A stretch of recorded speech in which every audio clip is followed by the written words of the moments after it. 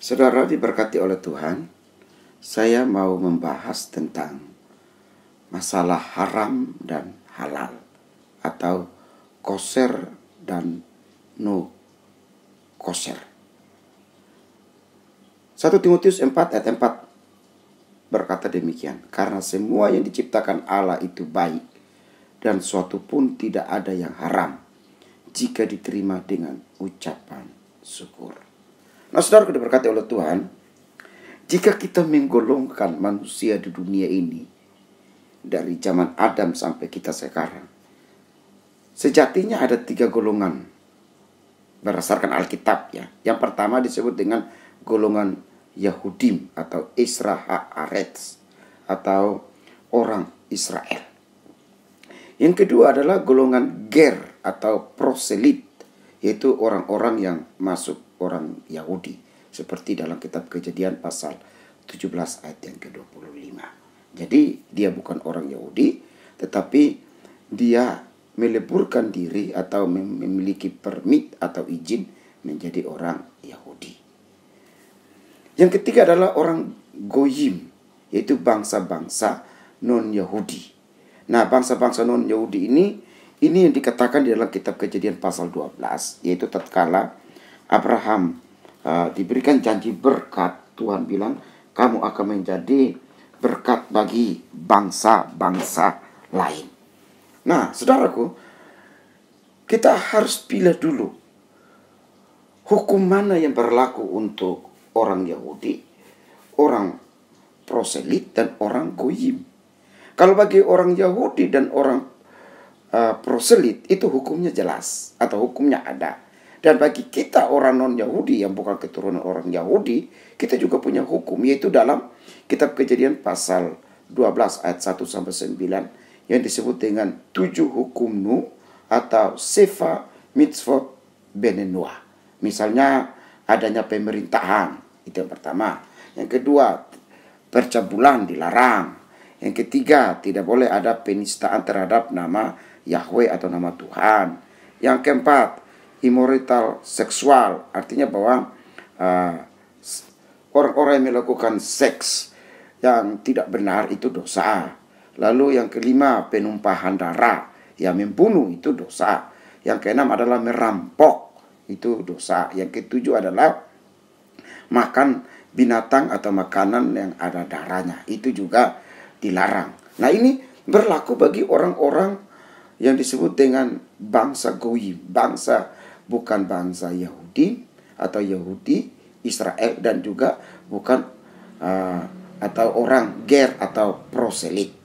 Nah, dari 7 hukum Nuh ini sudah ada sebelum hukum Taurat turun, sehingga dari hukum inilah berlaku sampai kepada kita sekarang. Nah, kita akan melihat bagaimana kaitannya dengan haram dan halal. Nah, saudaraku, orang Yahudi atau yang tadi saya sebut dengan Yahudim itu juga memiliki hukum tersendiri. Mereka memiliki hukum tersendiri yang kalau dibagi itu ada 613 hukum yang disebut dengan mitzvot.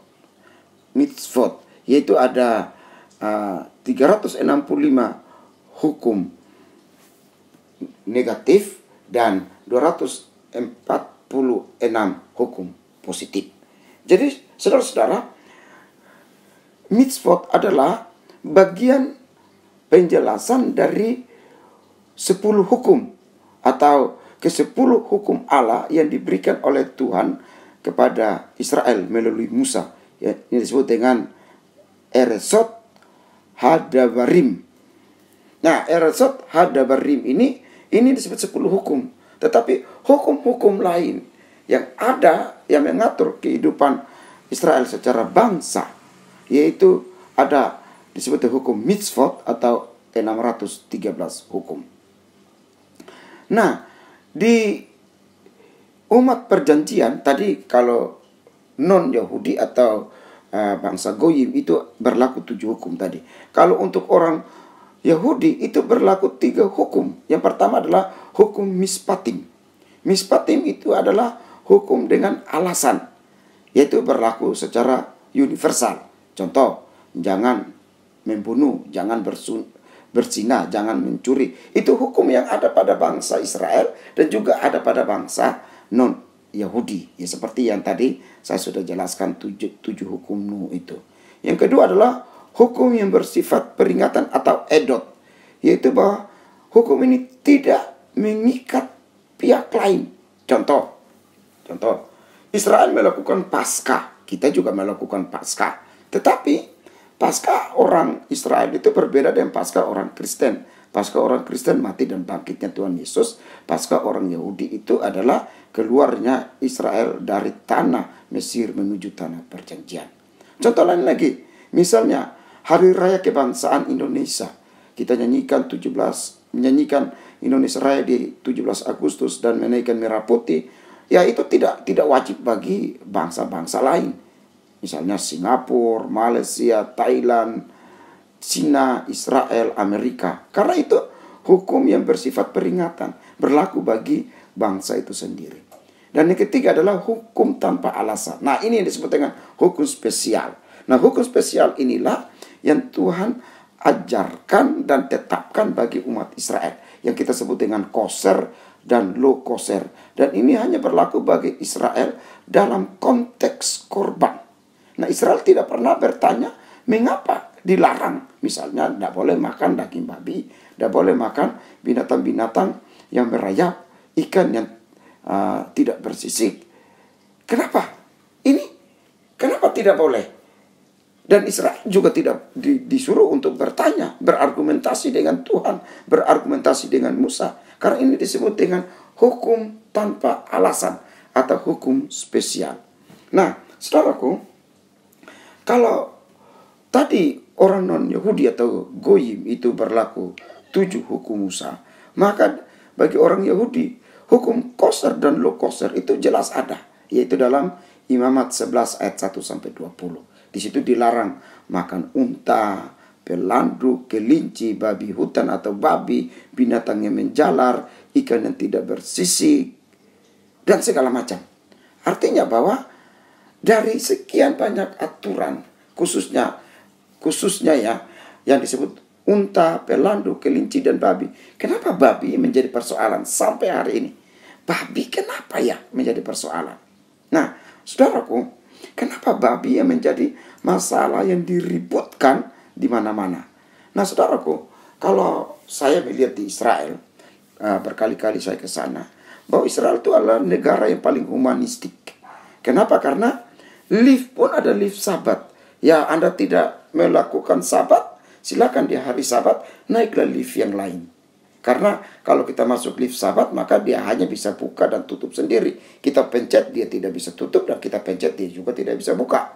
Bahkan McDonald di sana, McD di sana pun ada dua tanda. Kalau McD yang warna merah itu adalah kosher untuk orang Yahudi. Tapi McD yang warna biru itu ada makanan-makanan yang low kosher. Makanan-makanan yang mungkin ada babi atau makanan-makanan yang tadi seperti di Imamat tadi yang dikatakan itu. Jadi orang Israel itu adalah orang yang paling humanistik. Sampai lift pun dipisahin, sampai McD pun dipisahin.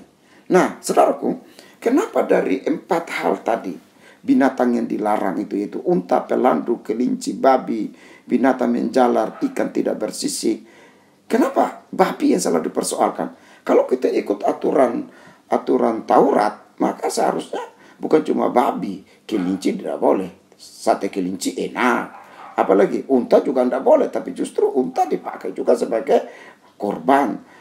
Lele seharusnya tidak boleh juga, kepiting tidak boleh juga, sesuatu ular juga tidak boleh juga. Tetapi kenapa kita bisa makan?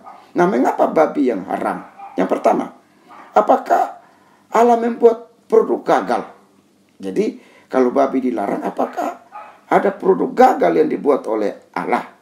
Yang kedua, dalam kitab Kejadian 7 ayat 2 sudah ada penyebutan haram dan halal. Jadi sudah ada pemisahan binatang-binatang yang memang tidak layak dan layak. Yang ketiga adalah apakah babi dilarang itu masalah kesehatan? Ada yang bilang ada cacing pitanya. Saya bilang enggak juga. Kalau babi atau daging saja disimpan di luar, sama dengan daging babi yang disimpan di luar, 2-3 hari juga sama-sama busuk. Lalu yang keempat, apakah babi itu haram karena sakralisasi atau tidak kudus untuk korban persembahan? Nah, saya lihat ini yang keempat yang benar. Babi itu dilarang karena tidak kudus atau tidak sakral untuk korban. Jadi bukan persoalan babinya. Kalau babinya berarti apakah Tuhan buat produk gagal? Apakah Tuhan tidak tahu itu haram dan halal, lalu kenapa diciptakan? Tetapi dalam kategori atau dalam klasifikasi tentang ibadah dan korban, maka babi tidak cocok. Contoh, misalnya saya datang ke orang mati. Kalau saya pakai merah-merah semua, orang bilang begini, ini orang nggak tahu diri. Orang berduka kok pakai merah. Tetapi biasanya orang pakai putih, orang pakai hitam.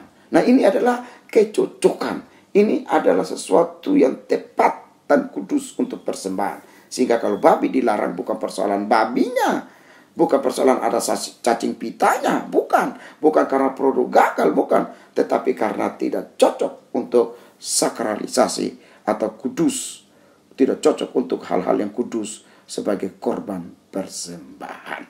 Nah, saudara berkata oleh Tuhan, lalu mengapa kita makan daging babi? Loh, bukankah Alkitab Perjanjian Lama melarang? Sehingga ada banyak argumentasi di media sosial bahwa orang Kristen ini melanggar Taurat. Orang Kristen ini tidak seperti Paulus, tidak seperti Yesus yang tidak makan daging babi. Nah, saudara-saudaraku, kita harus perhatikan. Sesungguhnya ada 3 hukum yang berlaku pada Perjanjian Lama dan Perjanjian Baru. Yang pertama, yang disebut dengan hukum yudisial. Hukum yudisial adalah hukum yang berlaku hanya bagi Israel saja. Contoh, wajib militer, sunat, apalagi yang berhubungan dengan kehidupan orang Israel, itu disebut dengan hukum yudisial. Yang kedua adalah hukum seremonial. Nah, hukum seremonial ini sudah digenapi oleh Kristus di Bukit Golgota. Yohanes pasal 4 ayat 23-24. Yesus mencari penyembah dalam roh dan kebenaran. Kita tidak teratur pada postur tubuh. Kita tidak teratur pada waktu, arah, kiblat, tempat. Tetapi kita sudah bebas dalam penyembahan. Seremonial kita sudah dari dalam hati. Tetapi bukan berarti bahwa sikap postur tubuh kita tidak sopan. Kita harus rapi, sopan dalam menghadap Tuhan, dalam beribadah. Yang ketiga adalah hukum moral. Nah, hukum moral inilah yang masih ada sampai sekarang. Kalau hukum yudisial untuk orang Israel saja. Hukum seremonial sudah digenapi oleh Kristus. Dan yang sekarang adalah masih berlangsung bagi orang Yahudi dan sampai kita sekarang adalah hukum moral atau moral law, yaitu hukum kodrati, hukum kasih kepada Allah dan hukum kasih kepada manusia. Matius 22 ayat 37 sampai 40. Kasihilah Tuhan Allahmu dan kasihilah sesama manusia. Ini 2 hukum yang berlangsung. Israel disuruh untuk mengasihi Yahweh, kita disuruh untuk mengasihi sesama. Nah, hukum moral ini masih berlangsung sampai sekarang. Dan Tuhan menyimpulkan hukum Taurat, menyimpulkan mitzvot 613 hukum dalam 2 hukum besar, yaitu mengasihi Allah dan mengasihi sesama manusia. Dan kedua hukum ini tidak akan dipisahkan. Kedua hukum ini juga tidak akan berlalu. Kedua hukum ini juga tidak akan berakhir. Dan kedua hukum ini juga tidak akan, sekali lagi, tidak akan dihapus, tapi justru digenapi oleh Kristus, yaitu bahwa dengan kasih yang sungguh mengasihi Tuhan dan dengan kasih yang sungguh mengasihi sesama, meskipun ia adalah musuh kita. Jadi dengan demikian 3 hukum, yaitu yudisial hanya bagi Israel, dan yang kedua adalah hukum seremonial, yaitu hukum persembahan sakralisasi yang sudah digenapi oleh Kristus. Misalnya domba sudah digenapi oleh Kristus di Bukit Golgota. Tetapi satu hukum yang belum dan masih terus berlangsung dan dituntut untuk kita lakukan, yaitu hukum moral law. Nah, inilah yang disebut dengan hukum moral law, itu ada pada hukum haram dan halal. Babi misalnya, itu pada hukum moral law. Bukan persoalan babinya, tapi persoalan persembahan yang tidak kudus dan tidak layak untuk sakralisasi. Jadi kalau kita sekarang makan daging babi, kita sekarang makan kepiting, makan kelinci, kita makan udang, kita makan segala yang merayap tidak bersisik. Karena kita sudah meninggalkan hukum seremonial. Dan kita sudah ada pada hukum moral atau moral law. Dan moral law ini kita simpulkan dalam mengasihi Tuhan dan mengasihi sesama. Jadi kalau kita makan daging babi, kita makan kepiting, kita makan sesuatu yang merayap, itu karena hukum moral dan hukum seremonial yang sudah digenapi oleh Kristus. Sehingga tidak ada lagi yang haram, tetapi semuanya halal. Yang penting dengan iman dan ucapan syukur. Nah, saudara-saudaraku, dengan demikian maka dapat kita simpulkan bahwa orang Yahudi dituntut untuk berjalan dengan hukum Taurat, mengasihi Yahweh. Dan orang non-Yahudi disuruh untuk menjalankan atau berjalan dengan hukum Nuh, yaitu 7 hukum Nuh tadi. Dan alhasilnya yang Tuhan kehendaki adalah orang Yahudi jalan dengan hukum Taurat, kita jalan dengan hukum Taurat, ketemu di salib. Dan sejatinya di salib bertemulah orang Yahudi dan orang non-Yahudi. Tetapi kita sudah sampai salib, orang Yahudi bilang belum, karena kami punya hukum tertulis yang melarang.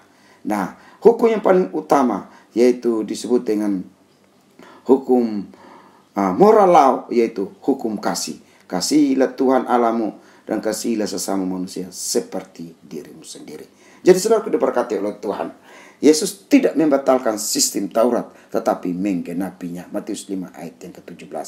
Larangan babi dan makanan-makanan yang lain tadi disebutkan itu bukan pada binatangnya, tapi pada persoalan sakralisasinya, kelayakan untuk korban persembahan. Kenapa pakai domba? Karena domba melambangkan anak domba Allah itu Kristus di bukit Golgota. Domba yang sudah diikat, mau dibantai, mau dibunuh, dipersembahkan sekalipun tidak memberontak dan tidak melawan. Itu lambang, simbol daripada Kristus yang akan tergantung di atas bukit Golgota. Untuk itu di salib telah tergenapi semua hukum. Di salib telah tergenapi semua hukum, yaitu baik itu hukum yudisial, hukum seremonial, dan hukum moral.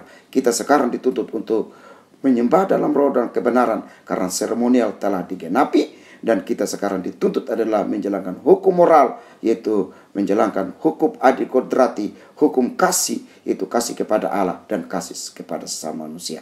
Untuk itu kekristenan berkata, kenapa babi dilarang? Bagi kita orang Kristen tidak lagi koser.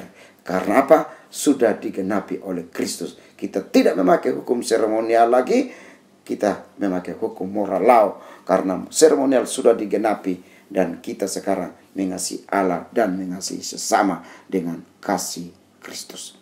Tuhan berkati kita. Amin.